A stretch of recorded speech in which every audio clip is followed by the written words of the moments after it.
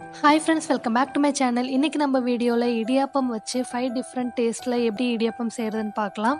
எப்பவும் ஒரே மாதிரி சாப்பிட்டு போர் அடிச்சவங்களுக்கு இந்த மாதிரி ட்ரை பண்ணி சாப்பிட்டு பாருங்க. ரொம்பவே நல்லா இருக்கும். அதுக்கு முன்னாடி நீங்க என்னோட சேனலை சப்ஸ்கிரைப் பண்ணலனா இப்பவே சப்ஸ்கிரைப் பண்ணிடுங்க. கூடவே பெல் ஐகானையும் கிளிக் பண்ணிடுங்க. சரி வாங்க ரெசிபிக்குள்ள போலாம். நான் வந்து ஆல்ரெடி இடியாப்பம் செஞ்சு வச்சுருக்கேன். இது வந்து நம்ம யூஸ்வலாக செய்கிற இடியாப்பம் அச்சை விட அதுக்கு அடுத்த சைஸ் அச்சில் வந்து இந்த இடியாப்பம் வந்து நான் செஞ்சு எடுத்திருக்கேன் கொஞ்சமாக. ஃபஸ்ட்டு வந்து புளி இடியாப்பம் எப்படி செய்கிறதுன்னு பார்க்கலாம். ஃபஸ்ட்டு ஒரு பேனில் ஆயில் ஊற்றிக்கலாம். ஆயில் ஹீட் ஆனதும் கொஞ்சமாக கடுகு சேர்த்துக்கலாம். கடுகு பொரிஞ்சதும் கொஞ்சம் உளுத்தம் பருப்பு, கொஞ்சம் கடலைப்பருப்பு, இது கொஞ்சம் செவந்ததும் கொஞ்சமாக கறிவேப்பிலை. நான் வந்து ஒரே ஒரு மிளகாய் போடுறேன். உங்கள் காரத்துக்கு ஏற்ற மாதிரி நீங்கள் போட்டுக்கோங்க. இதுலேயே கொஞ்சமாக மஞ்சள் தூள் போட்டுக்கலாம். இப்போது நான் கரைச்சி வச்சுருக்க புளியை வந்து இதில் சேர்க்குறேன். நீங்கள் எவ்வளோ இடியாப்பம் வந்து ஆட் பண்ணுறீங்களோ அதுக்கேற்ற மாதிரி புளி சேர்த்துக்கோங்க. அப்புறம் கொஞ்சம் உப்பு. இந்த புளி வந்து கொஞ்சம் பச்சை வாசனை போயிட்டு அந்த எண்ணெய் கொஞ்சம் பிரிஞ்சு வரட்டும். இப்போது நம்ம ரெடி பண்ணி வச்சுருக்க இடியாப்பத்தை இதில் சேர்த்துட்டு நல்லா மிக்ஸ் பண்ணி விட்டுக்கலாம். அவ்வளோதான், புளி இடியாப்பம் ரெடி.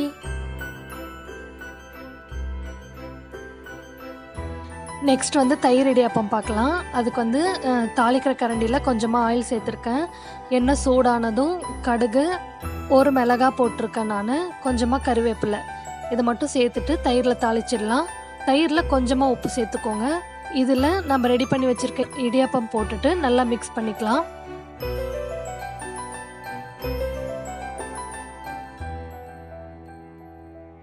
அவ்வளோதான், தயிர் இடியாப்பம் ரெடி. அடுத்து வந்து ஸ்வீட் இடியாப்பம். இதுக்கு வந்து ஒரு பிளேட்டில் நம்ம இடியாப்பத்தை வந்து இந்த மாதிரி கொஞ்சமாக பிச்சு போட்டுக்கலாம். அடுத்து தேங்காய் வந்து துருவி வச்சுருக்கேன், அதையும் இதில் சேர்த்துக்கலாம். அப்புறம் கொஞ்சமாக ஏலக்காய் தூள், தேவையான அளவு சர்க்கரை, இது எல்லாத்தையும் போட்டு நல்லா மிக்ஸ் பண்ணி விட்டுக்கலாம். அவ்வளோதான், நம்ம ஸ்வீட் இடியாப்பமும் ரெடி. அடுத்து வந்து தக்காளி இடியாப்பம். அதுக்கு வந்து ஃபஸ்ட்டு பேனில் கொஞ்சமாக ஆயில் ஊற்றிக்கலாம். ஆயில் ஹீட் ஆனதும் கொஞ்சம் கடுகு, கொஞ்சம் உளுத்தம் பருப்பு, கொஞ்சம் கடலைப்பருப்பு, இது வந்து நல்லா செவக்கட்டும். அடுத்து வந்து கொஞ்சம் கறிவேப்பிலை, ஒரு மிளகாய் நான் சேர்த்துக்கிறேன். அப்புறம் நான் வந்து இன்றைக்கி ஒரு தக்காளி நறுக்கி வச்சுருக்கேன். நீங்கள் எவ்வளோ இடியாப்பம் எடுத்துருக்கீங்களோ அதுக்கேற்ற மாதிரி தக்காளி சேர்த்துக்கோங்க. இதில் வேணும்னா நீங்கள் வந்து வெங்காயம் கூட ஆட் பண்ணிக்கலாம். ஃபஸ்ட்டு வெங்காயத்தை வதக்கிட்டு அதுக்கப்புறமா தக்காளி சேர்த்து வதக்கிக்கலாம். இப்போது 1/4 ஸ்பூன் மஞ்சள் தூள் சேர்த்துக்கிறேன், கொஞ்சமாக பெருங்காயத்தூள், அப்புறம் கொஞ்சம் உப்பு எல்லாம் சேர்த்துட்டு நல்லா வதக்கிக்கலாம். தக்காளி கொஞ்சம் நல்லா வதங்கினதும் நம்ம ரெடி பண்ணி வச்சுருக்க இடியாப்பத்தை இதில் போட்டுட்டு நல்லா மிக்ஸ் பண்ணி விட்டுக்கலாம். அவ்வளோதான், நம்ம தக்காளி இடியாப்பம் ரெடி.